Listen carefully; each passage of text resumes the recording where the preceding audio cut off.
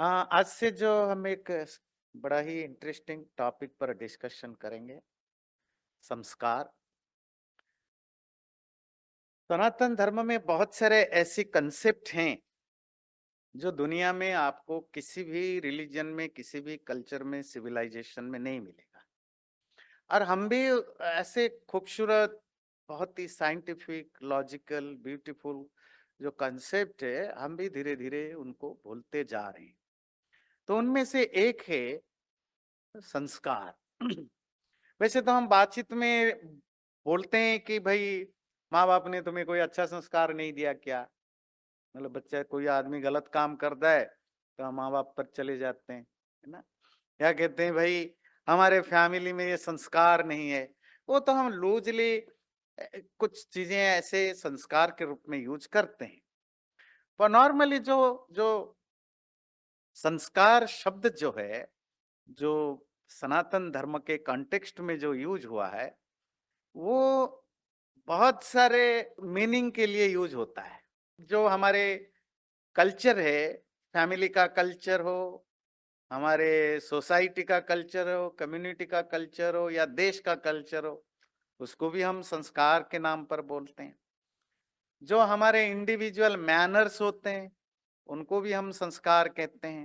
थोड़ी डीपली समझें, जो हमारे सबकॉन्शियस मेमोरीज हैं, जो भी कुछ हम करते हैं, जो भी हम एक्सपीरियंस करते हैं, वो सब हमारे मेमोरी बन के हमारे माइंड में स्टोर्ड होता है। शुरू-शुरू में वो कॉन्शियस लेवल पर होता है, हमें पता रहता है, अच्छा ये मैंने खाया, ये पिया, ये देखा।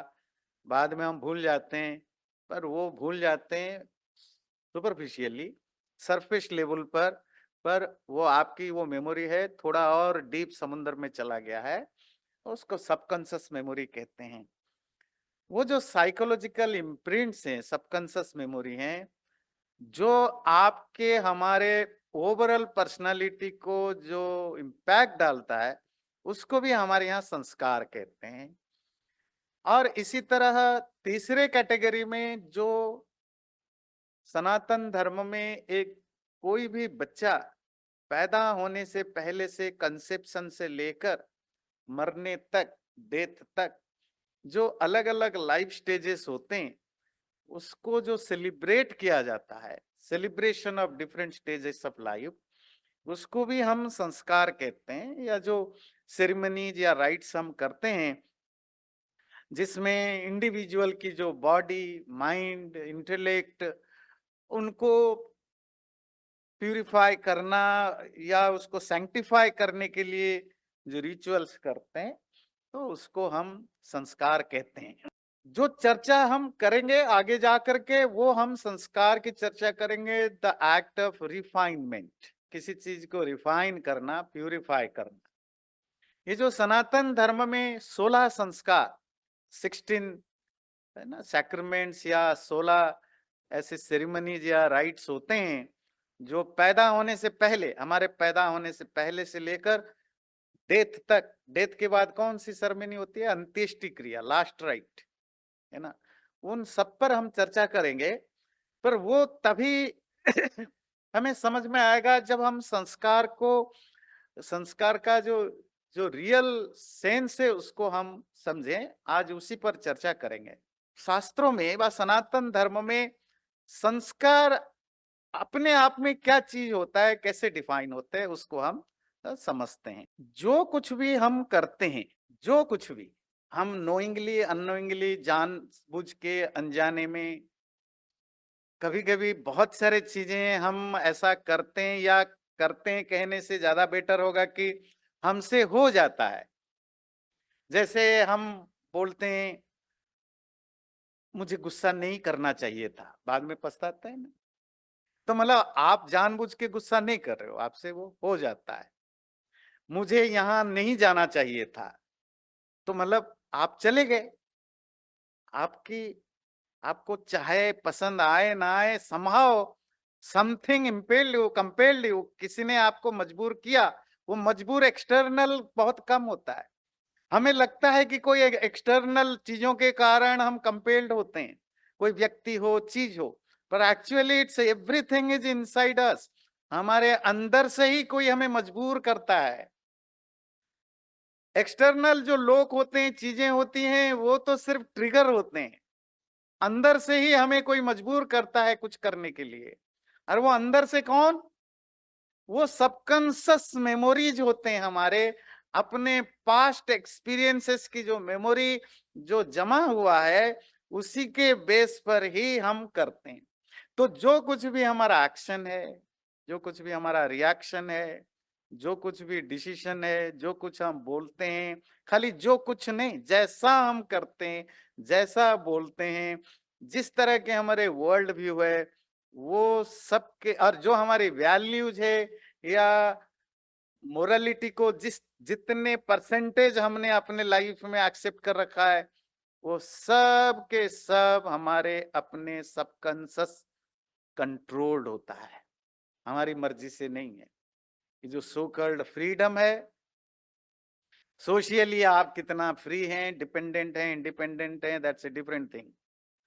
पर कोई भी व्यक्ति कितना भी अपने आप को कहे कि it's my free will, there is nothing like free will.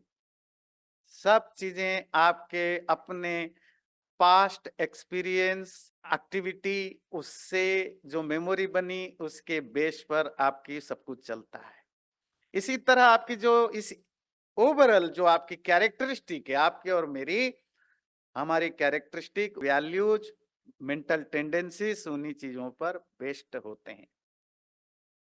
संस्कार कैसे लाइफ में काम करता है, थोड़ी समझाते हैं। ये थोड़े साइकोलॉजिकल टॉपिक है। जैसे कुछ लोग चाह करके भी ना गाली नहीं दे सकते, मतलब वो चाहे कि गुस्सा आता है तो मन करता है कि इसको 10 गालियां दो, पर आप दे नहीं पाते हैं। पर आपको पता है ठीक अपोजिट, कुछ लोग चाह कर गाली रोक नहीं सकते। मैं यहां भी बहुत लोगों को जानता हूं, वो प्यार से भी बोलेंगे ना, 2-4 गाली निकल ही जाती है। फिर कहते हैं सॉरी सॉरी आचार्य जी, वो आई डोंट मीन इट, मतलब ऐसे, है ना।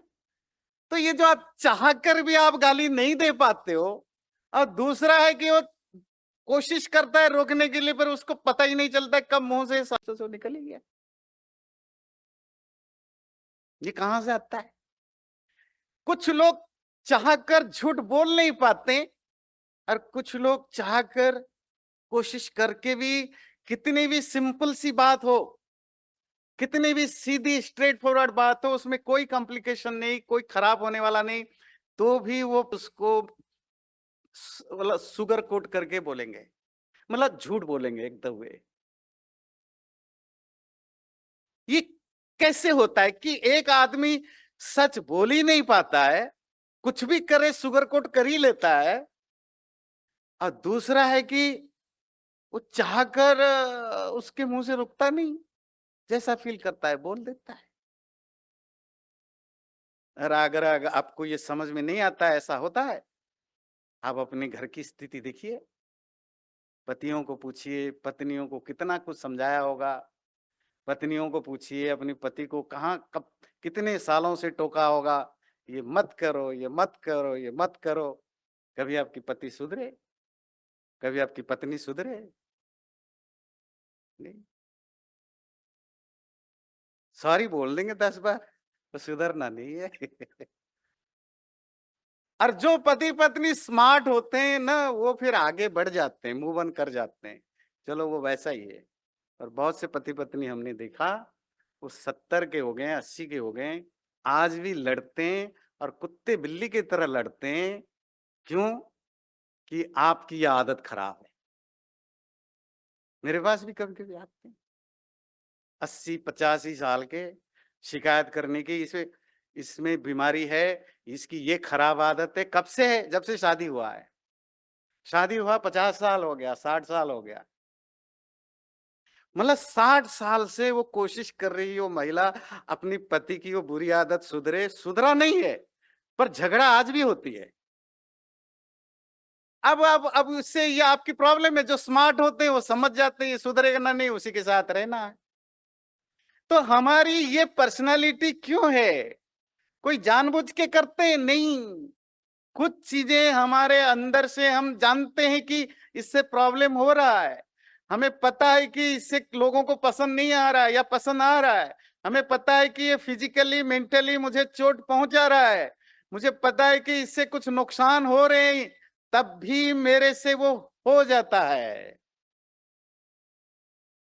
दुर्योधन को जब कृष्ण ने पूछा कि भाई तुम इतने ज्ञानी हो, पढ़े लिखे हो, तुम भी वहीं से पढ़े जहां पांडव पढ़े, तुम भी उसी फैमिली से बिलोंग करते हो जहां पांडव बिलोंग करते हैं, तुम इतने ज्ञानी हो, राजा भी हो चुके हो, तो तुम ये बुरा चीजें गलत काम क्यों करते हो? तुम्हारे दिमाग में कोई अच्छे विचार आता क्यों नहीं है? हमेशा जेलेसी, हमेशा गुस्सा, हमेशा कंस्पिरेसी में क्यों पड़े रहते हो? तो दुर्योधन बेचारे ऑनेस्टली तो कम से कम बोला, बोले जानामि धर्मम न च मे प्रवृत्ति, जानाम्य धर्मम न च मे निवृत्ति। बोले मैं क्या करूं, मैं जानता हूं धर्म क्या है, धर्म मतलब क्या सही है, क्या करना चाहिए, क्या वैल्यू है, वो सब पता है, पर क्या करें मेरा इंटरेस्ट ही नहीं होता है उसको करने में। और जाना भी अधर्मम, मैं ये भी जानता हूं क्या गलत है, पर क्या करें मैं उससे अपने आप को रोक ही नहीं पाता हूं। ये फैक्ट है, ये हर इंडिविजुअल की प्रॉब्लम है। इसी को हम कहते हैं संस्कार, साइकोलॉजिकल इम्प्रिंट्स। ये कोई बाहर से नहीं आता है, आपके अंदर बचपन से लेकर या पिछले जन्म से लेकर जो जो training, upbringing, experience, knowledge, information इकट्ठा होता गया है, इकट्ठा होता हुआ है, उसका होल सम जो है वो आपकी पर्सनालिटी है। आप जैसा हो वो आपके पास्ट एक्सपीरियंसेस की जो सबकॉन्शियस मेमोरी है उसी की होल सम है। दो चार और इस पर एग्जाम्पल देंगे। जैसे हजार लाख, हजार नहीं लाखों सालों से, जब से ह्यूमन बीइंग पहली बार धरती पर पैदा हुआ, तब से मोस्टली पुरुषों को तो छोड़िए, महिलाओं को भी लगता है कि हम कमजोर हैं, we are weaker than male. पुरुषों को तो लगता ही है, और वो ऐसा प्रमोट भी करते हैं इस बात को, और हमेशा से करते रहते हैं कि स्त्रियां पुरुषों से कमजोर है। पर इंटरेस्टिंगली हर वो महिला को ज्यादातर, अब तो धीरे धीरे सोसाइटी में चेंज आ रही है, पर जिस चेंज को आप मानते हैं, वह आप यहाँ बैठे हुए जो महिलाएं, आपको लगता है कि नहीं ऐसा हम नहीं मानते, आपके जैसा इस धरती में अगर मैं परसेंटेज में निकालूं तो 0.0001% लेडीज होंगे,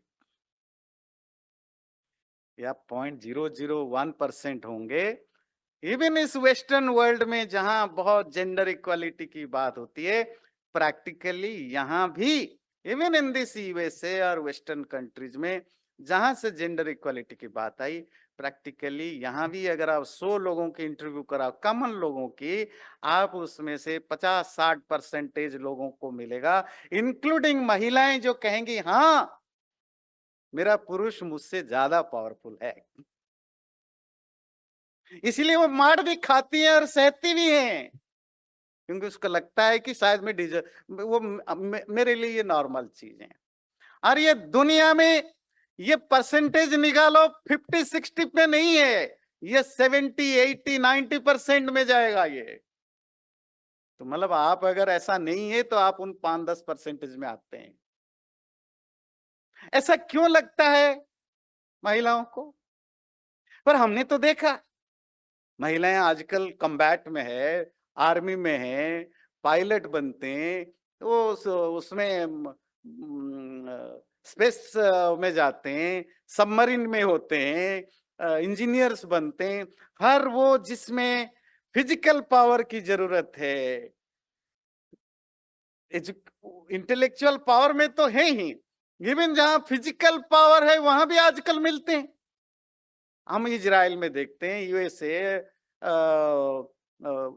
यूरोप में, अब तो इंडियन आर्मी में भी, आर्मी, नेवी नेवी और एयरफोर्स में भी लड़कियां आ गई हैं, बीएसएफ में। आपको पता है जो उन सब चीजों से ज्यादा खराब सिचुएशन होता है जो बॉर्डर सिक्योरिटी फोर्स होते हैं, क्योंकि एवरी डे उनको वो बहुत ही मीन और बहुत ही क्रूएल टाइप के क्रिमिनल से फेस करना पड़ता है। वहां भी अब जो सोल्जर्स हैं, जो बॉर्डर सिक्योर करने वाले लेडीज होते हैं, भारत में आप देखेंगे। तो पर अभी तक तो हमें यही बताया गया कि ये फिजिकली वीक है इसीलिए इनको और नहीं है। पहले तो बताया गया एजुकेशनली भी ये वीक है, इनकी बुद्धि कम चलती है। आपको सोशल मीडिया में लाखों जोक्स मिलेंगे कि महिलाओं की बुद्धि कैसे कम है। तो ऐसा क्यों है? क्योंकि हमें कॉन्स्टेंटली बताया गया है महिलाएं कमजोर है, कमजोर है, कमजोर है। इसीलिए घर में जब बेटी पैदा होती है, माँ बेटी को ही समझा देती है, भाई के साथ कंपेयर मत करना, वो लड़का है तो लड़की है। ये कौन समझाता है? माँ समझाती है। इनडायरेक्टली तुम कमजोर हो। सास बहू को समझा देती है। बहुओं पर जितने जुल्म होते हैं वो पुरुष कम करते हैं, महिलाएं करते हैं। क्यों करते हैं? जानबूझ के नहीं, साइकोलॉजी है, ये सबकॉन्शियस मेमोरी है। उनको लगता है यही सही रास्ता है। पर बड़े इंटरेस्टिंगली इस धरती में कुछ ऐसी कम्युनिटी हैं, ऐसी ट्राइब हैं, जहां महिलाएं अपने आप को पुरुष से ज्यादा पावरफुल समझते हैं। इवन भारत में भी एक खासी कम्युनिटी है मेघालय में, जिसके कुछ लीडर्स सेंट्रल गवर्नमेंट में भी आए, पीएस संगमा स्पीकर बने, और भी बहुत सारे। तो वो एक कम्युनिटी है भारत में भी और दुनिया के बाकी देशों में भी है। उस कम्युनिटी में स्त्री ब्याह करके पुरुष के घर नहीं जाती है, पुरुष ब्याह करके स्त्री के घर जाता है। घर का मालिकिन स्त्री होती है। बच्चा पालना पुरुष का काम है। घर का सारा मार्केट करना, खेती बाड़ी, दुकान, बिजनेस, पैसा, सब कुछ उस स्त्री को करना होता है। प्रॉपर्टी का हक स्त्री को, लड़की के पास है। वहां घर जमाई होते हैं, घर बहू नहीं होते हैं। हो सकता है वहां पुरुष को स्त्री 4 थप्पड़ मारे, वो भी सह जाता होगा। क्यों? मैं सेकेंडरी हूं। It's just psychological thing. बात समझ में आती है? ये सब साइकोलॉजी का खेल है। इसी को कहते हैं संस्कार। एक रोज जो हाथी पालते हैं तो उनको एक जगह बांध देते हैं, शाम को घूमे फिरे, घास जो भी खाया पिया, काम करने गए, बांध देते हैं। हाथी के पैर में जंजीर करके बांध देते हैं।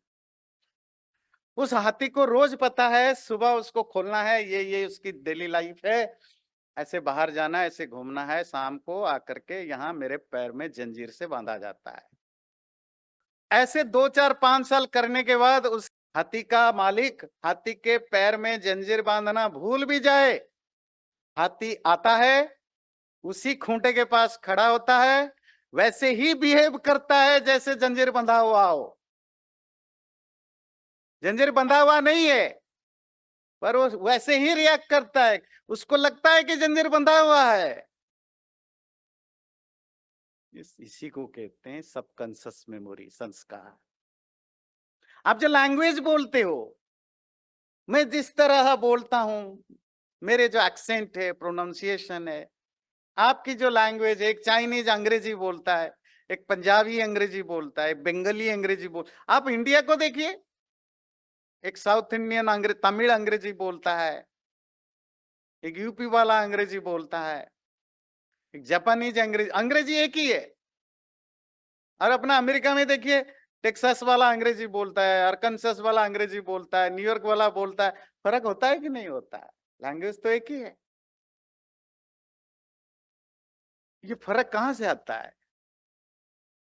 अगेन उसी को संस्कार। तो जो कुछ भी हम हैं ओवरऑल, मैं कमजोर हूं, मैं छोटा हूं, मैं ताकतवर हूं, मैं पावरफुल हूं। क्यों भारत के लोग देश के आजाद होने पर 70 साल से ज्यादा हो गया, 70 ईयर से ज्यादा हो गया, अभी भी भारत के लोग अपने आप को, किसी गोरे को देखो गांव में शहरों में, गोरा चला जाए उसको रेस्पेक्ट से उनका दिल भर जाता है, पर अगर कोई काला आ जाए तो उसको नीचा देखते हैं। इवन हम बाहर रहते हैं, अपने लोगों को वैसे ही नीचा देखते हैं, पर अफ्रीकन लोगों को और नीचा देखते हैं। क्यों? ये कॉलोनाइज्ड माइंडसेट है, 200 साल की हैंगओवर गया नहीं है।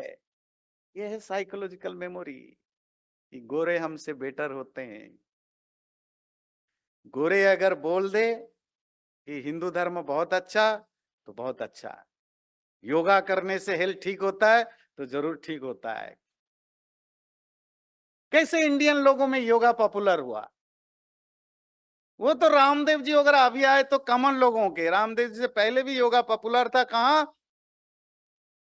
हर सिटी की जो एलिट एरिया होता है, जो एलिट लोग होते हैं, उसमें योगा पिछले 50 साल से पॉपुलर है। क्यों पता है?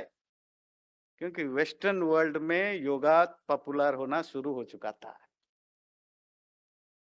गोरे बोल योगा करते हैं, इसमें कोई दम होगा?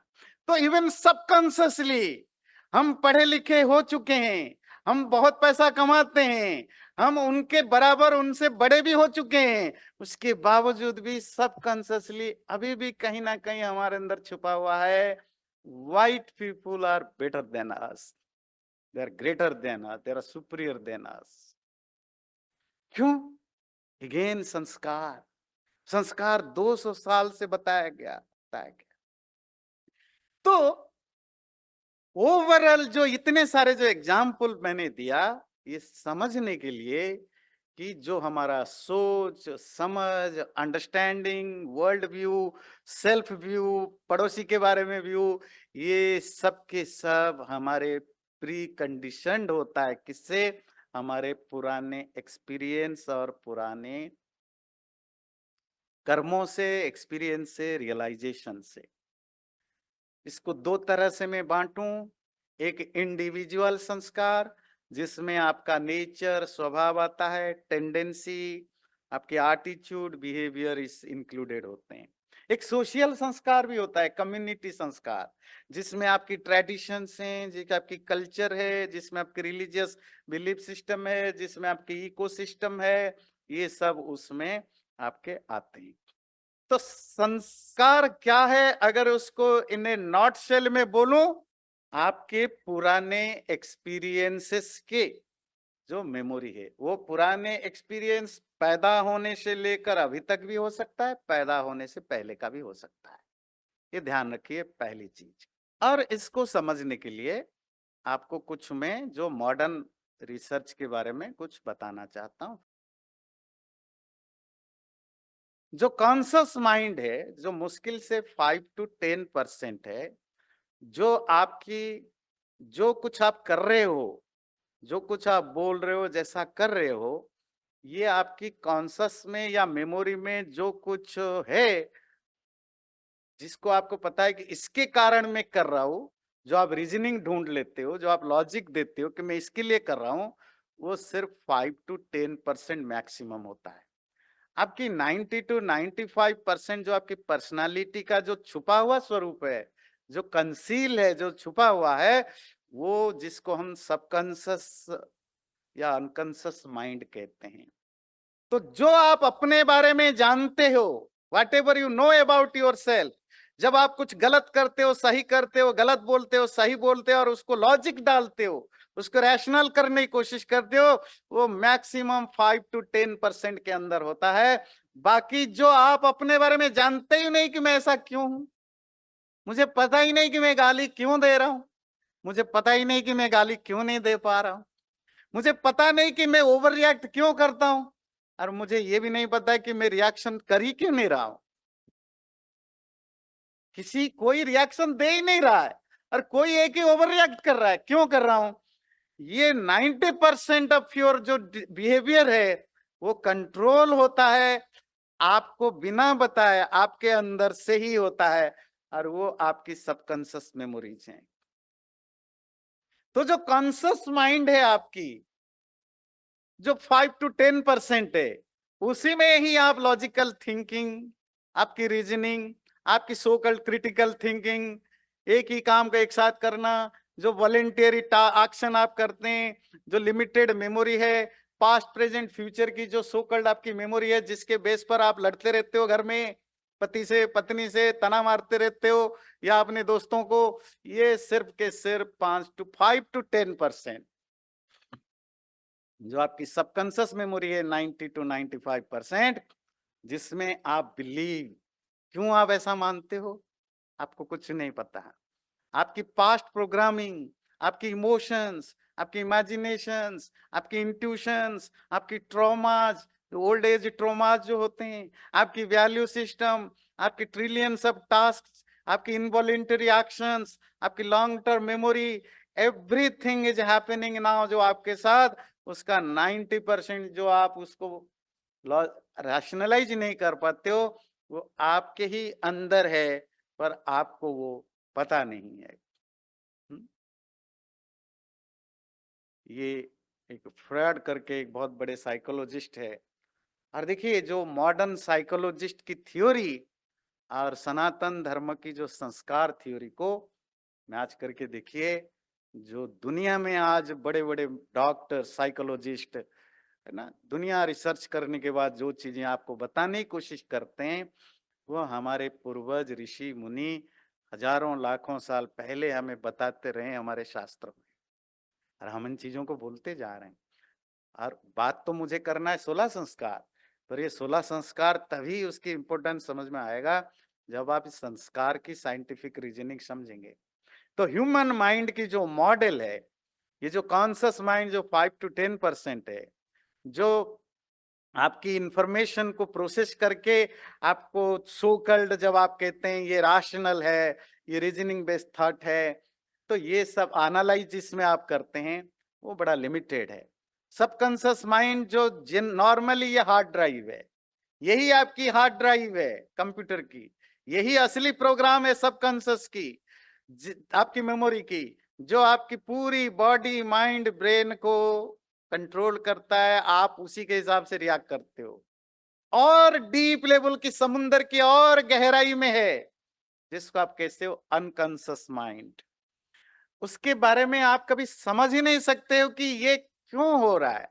ये पास्ट जन्मों से लेकर इस जीवन की जो बचपन में आपके साथ बीती है, वो सब अनकॉन्शियस माइंड में जा चुका है। और ये पिक्चर क्या है समझ में आता है, ये टिप ऑफ द आइसबर्ग है ना। ये जो पिक्चर आपको दिखा रहा हूं, ये टिप ऑफ द आइसबर्ग है, कि जैसे समुंदर में ये जो बर्फीली पहाड़ होते हैं, वो ऊपर को बस थोड़ा सा 2%, 4%, 5% पता लगता है, पर समुंदर के अंदर 90-95% होते हैं। इसी तरह हमारी जो पर्सनालिटी है, जिससे कंट्रोल होता है, वो सिर्फ 5%, 7% ही हम उसको समझ पाते हैं। बाकी तो वो टिप, वो आइसबर्ग की तरह हमारे अंदर छुपा रहता है। अब थोड़ा सा इतना बेसिकली आप समझ गए कैसी हमारी पर्सनालिटी फंक्शन करता है। अब हम आते हैं जो इसको प्रोसेस कैसे करें, तो कैसे ये काम करता है। ये आप गाड़ी की व्हील है, एक पिक्चर देख रहे हैं, एक पॉटर्स व्हील है, जो कुम्हार जिसमें घड़ा बनाता है ट्रेडिशनल वे में, जो उसके एक चाक होता है, व्हील कहते हैं। तो आप देखते हैं ये जो जो कुम्हार है, तो वो हाथ लगा करके घुमाता है उसको, घुमाने के बाद फिर हाथ को हटा देता है। जैसे आप लोग साइंस पढ़े हो, आपको ज्यादा पता है। अब वो फोर्स नहीं यूज कर रहा है, पर वो जो रिमेनिंग फोर्स है, उसके कारण वो व्हील घूमता रहता है, घूमता रहता है, घूमता रहता है, जब तक last particle of the force उसमें ना खत्म हो जाए, तब तक वो घड़ा घूमता रहता है। अल्दो आपने हाथ हटा लिया है। जैसे गाड़ी की व्हील, आप जब स्टीयरिंग जब आप दबाते हो, तो गैस डालते हो, तो व्हील चलता है। अब आप आराम से पैर हटा दीजिए, ब्रेक मत लगाइए, हटा दीजिए, पर व्हील अभी भी चल रहा होता है, 2 माइल 3 माइल तक चलता रहेगा। इसी को अगर आप डिफाइन करो हिंदू धर्म के फिलोसफी में, हम इसको क्या कहेंगे, संस्कार।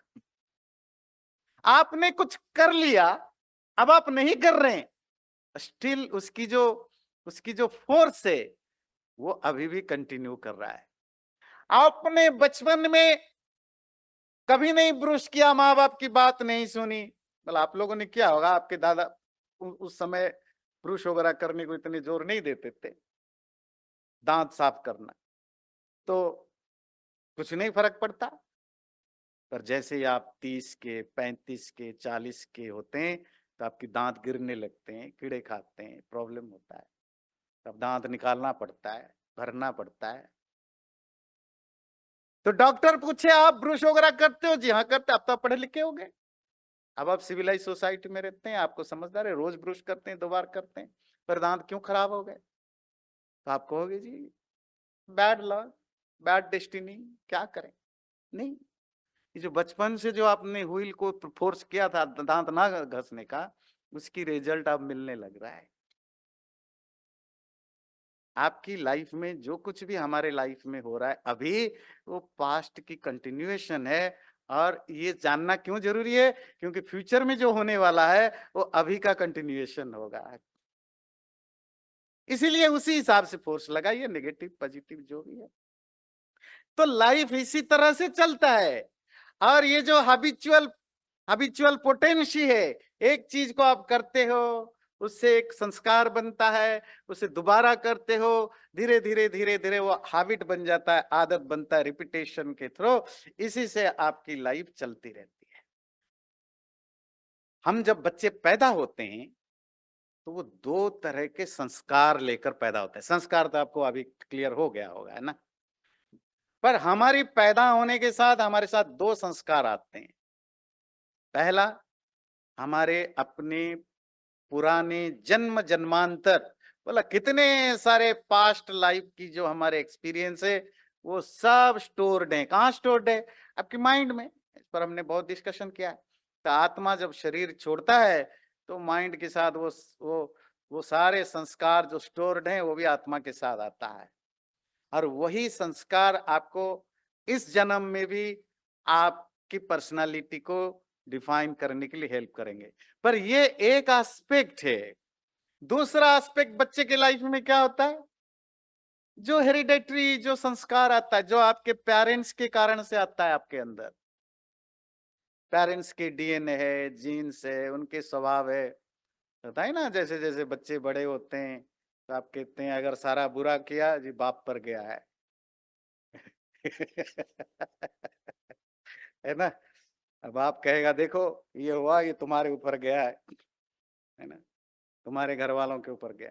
जाते हैं कुछ, तो कुछ फैमिली जिसको हम कहते हैं हिंदी में आनुवंशिक, है ना, अर्थात जो हेरिडिटरी जाता है, ये भी एक संस्कार। तो बच्चे में दोनों संस्कार आते हैं। एक खुद के पुराने संस्कार, एक जो मेमोरी है, सबकॉन्शियस मेमोरी, वो कंटिन्यू करता है। और जब वो प्रोसेस में जाता है फिर और एक संस्कार वहां से एक्स्ट्रा यहां से निकल कर आता है, वो है पेरेंटिंग से। पेरेंट्स और पेरेंट्स की जो जो लीनेज है, तो उससे वो फिर आता है। और वो दोनों गलत भी हो सकते हैं, सही भी हो सकते हैं, पॉजिटिव भी हो सकते हैं, नेगेटिव भी हो सकते हैं। और ये दोनों संस्कार आगे चलते हैं। जैसे ये एक बड़ा फेमस कहानी है, जब शंकराचार्य पूरे भारत में घूम घूम करके शास्त्रार्थ कर रहे थे। शास्त्रार्थ मतलब इंटेलेक्चुअल डिबेट, डिबेट करा के लोगों को, वो बौद्ध हो या उस समय की जो कर्मकांडी, उस समय कर्मकांड, मतलब वैसे आज भी हिंदुओं में कर्मकांड ही ज्यादा, नॉर्मल आम लोगों में तो कर्मकांड ही ज्यादा पॉपुलर है। कर्मकांड का मतलब होता है रिचुअलिस्टिक एटीट्यूड, बहुत ज्यादा पूजा पाठ हवन कीर्तन इनमें फोकस करना इंस्टेड ऑफ की स्पिरिचुअल अंडरस्टैंडिंग नॉलेज इन पर।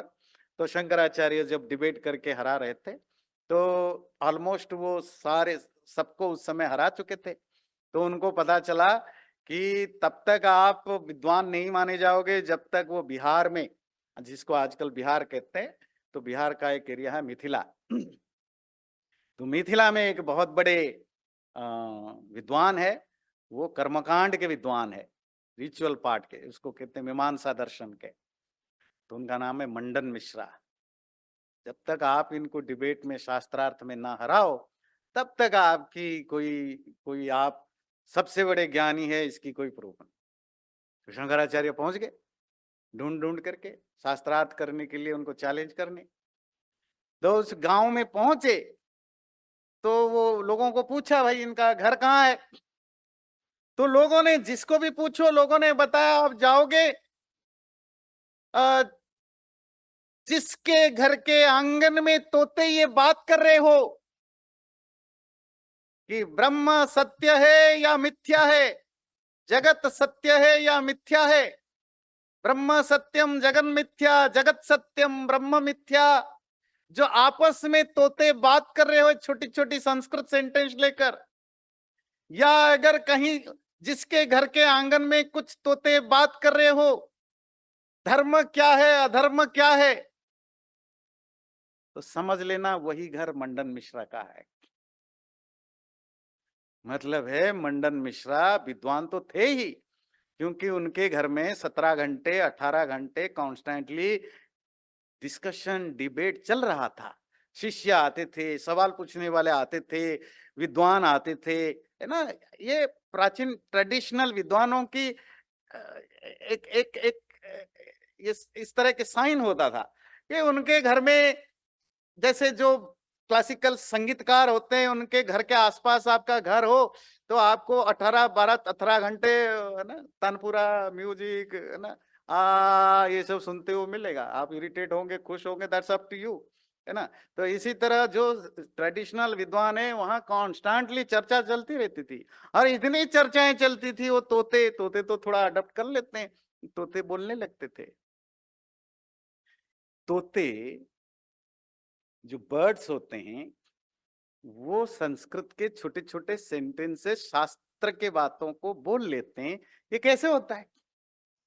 ये इम्पॉसिबल है नहीं, ये जस्ट कॉन्स्टेंटली सुन सुन के हैबिचुअल पैटर्न बन जाता है। मैं आज भूल गया एक खूबसूरत इंटरेस्टिंग वीडियो। एक थाईलैंड में एक फैमिली, तो उन्होंने एक बंदर पाल रखा है, तो वो छोटी छोटी क्लिप डालते हैं। वो छोटा बंदर, तो वो उनकी बकरी को भी बांधता है, वो सब्जी भी बेचता है, बंदर है, सब्जी बेचता है, पैसा लेता है, सब्जी देता है। वो सामान दुकान से लेकर के दूसरे तक, ग्राहक तक के गाड़ी में रख करके आता है। 50वां काम करता है वो बंदर। उसको कपड़े वपड़े पहना रखे हैं, और ये रियल है। वो सोशल मीडिया में डालती रहती है वो अपनी, रोज छोटा छोटा क्लिप, बंदर उसकी क्या करता रहता है। आप अब सर्कस में देखिए, आप लोग अगर सर्कस देखा होगा, कैसे जानवर कितने तरह के फंक्शन करते हैं, इवन कॉमेडी भी करते हैं। ये कहां से होता है? अगेन, बार बार किसी चीज को जब आप करते रहते हैं, एक्सपीरियंस होता है, वो आपकी पैटर्न बन जाता है। इसीलिए जो आगे हम 16 संस्कार की चर्चा करेंगे, तो वो ऋग्वेद की एक वाणी है, मनोर्भव जनया दैव्यम जनम। मनुष्य बनो, अपने बच्चों को दैव बनाओ, डिवाइन बनाओ। तो हम अपने इन बच्चों को डिवाइन कैसे बनाएंगे? ब्रदर, ये जो रिफाइनमेंट जो आपने पढ़ा, एक्ट ऑफ रिफाइनमेंट, संस्कारों के द्वारा, कुछ संस्कार रिचुअल के रूप में, कुछ संस्कार प्रैक्टिस के रूप में हम करते रहेंगे, तो बच्चों में बदलाव आता रहेगा।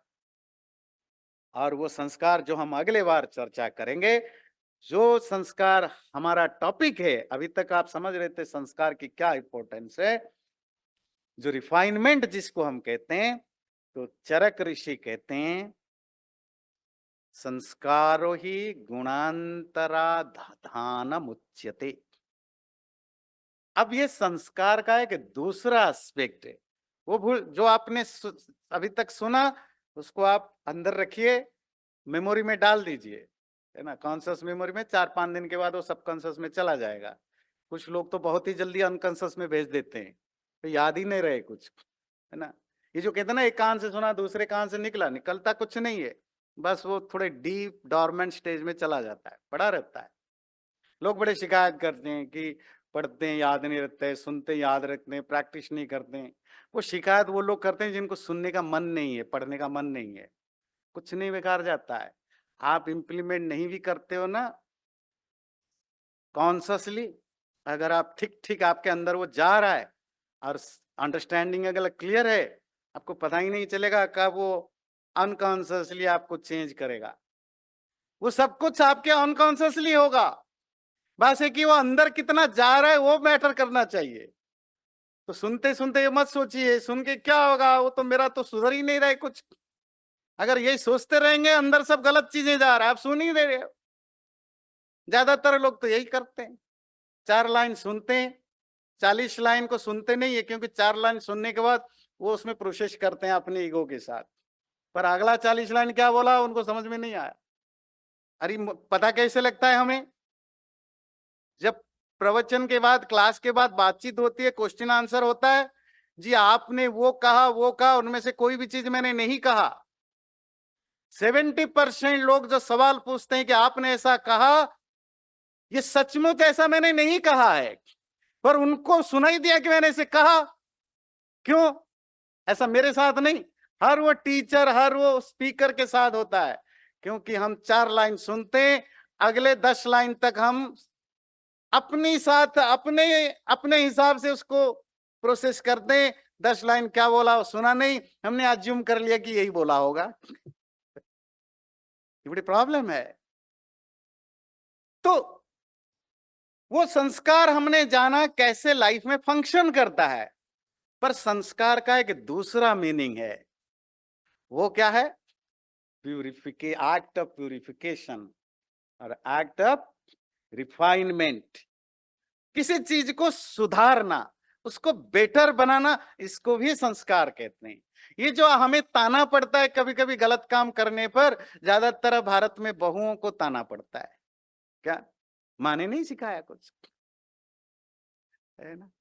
ये जो माँ ने नहीं सिखाया संस्कार, ये संस्कार इसी को कहते हैं रिफाइनमेंट, जो हम अगले प्रवचन से जानेंगे। और वो क्या है? It's a process of purification और ट्रांसफॉर्मेशन। ये जो प्रोसेस ऑफ रिफाइनमेंट, बेटरमेंट की ओर जाना, इसी का नाम है संस्कार। ये एक दूसरा संस्कार है। वो एक पहला संस्कार था, ये दूसरे एस्पेक्ट ऑफ संस्कार है, जिसकी चर्चा हम आगे करेंगे। तो अगले बार जो जानेंगे वो मैं बता दूं। जो 16 संस्कार सनातन धर्म में है, वो क्यों लाया गया उस पर हम डिस्कशन करेंगे। वो कैसे फंक्शन करता है रिफाइनमेंट, या जो जो प्रोसेस ऑफ प्यूरिफिकेशन, उसको समझेंगे। चैनल को सब्सक्राइब जरूर करें और वीडियो अच्छा लगे लाइक भी जरूर करें।